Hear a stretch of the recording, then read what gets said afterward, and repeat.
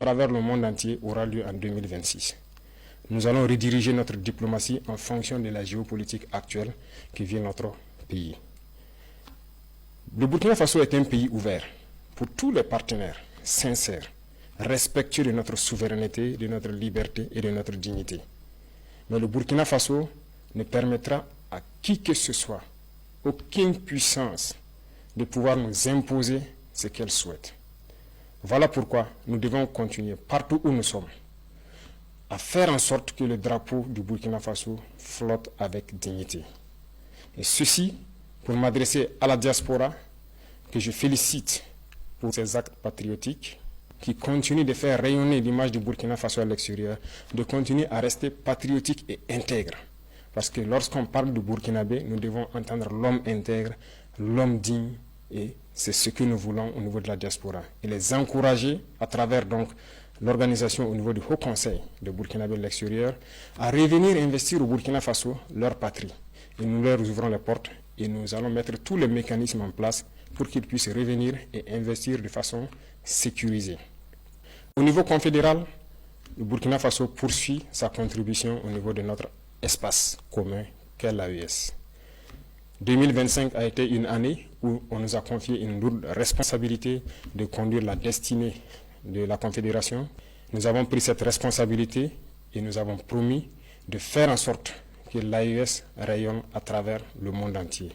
Et nous allons tenir notre parole et ceci, nous demandons à tout le Burkinabé de faire en sorte que cette mission qui nous a été confiée puisse être donc conduite avec succès. Nous allons poursuivre les efforts de coopération, d'amitié avec tous les États, comme je l'ai dit, respectueux de notre souveraineté et faire en sorte que l'intérêt des peuples prime sur les intérêts au niveau politique. Camarades combattants pour la liberté, je tenais à féliciter tous les acteurs, qu'ils soient du monde de l'éducation, de l'agriculture, des infrastructures, du monde de l'économie, les agents de la santé, nos vaillantes forces combattantes, pour tous les efforts consentis au cours de l'année 2025. De continuer à mouiller le maillot, comme on aime le dire, à se sacrifier, à se donner corps et âme pour le bonheur de notre population. Car la seule chose qui importe pour nous, c'est le bonheur de nos populations.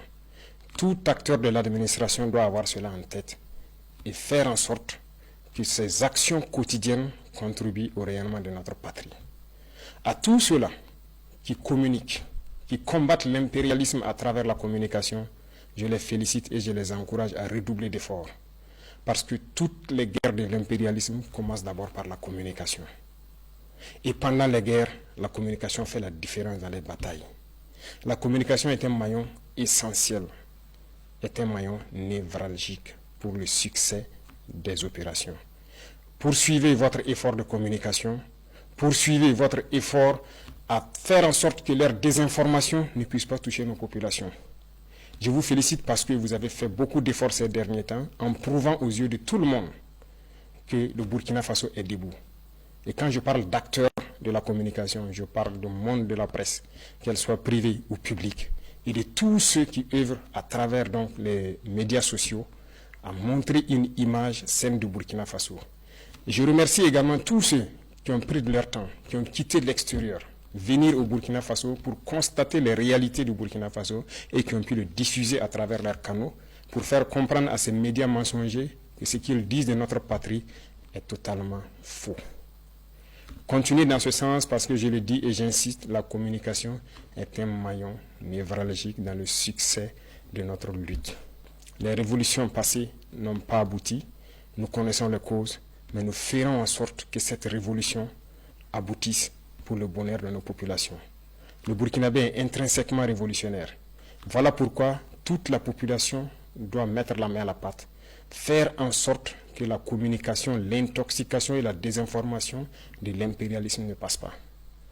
Pour tous ceux qui sont encore sceptiques, qui ne croient pas en la dynamique, je les invite à regarder un peu dans le rétroviseur.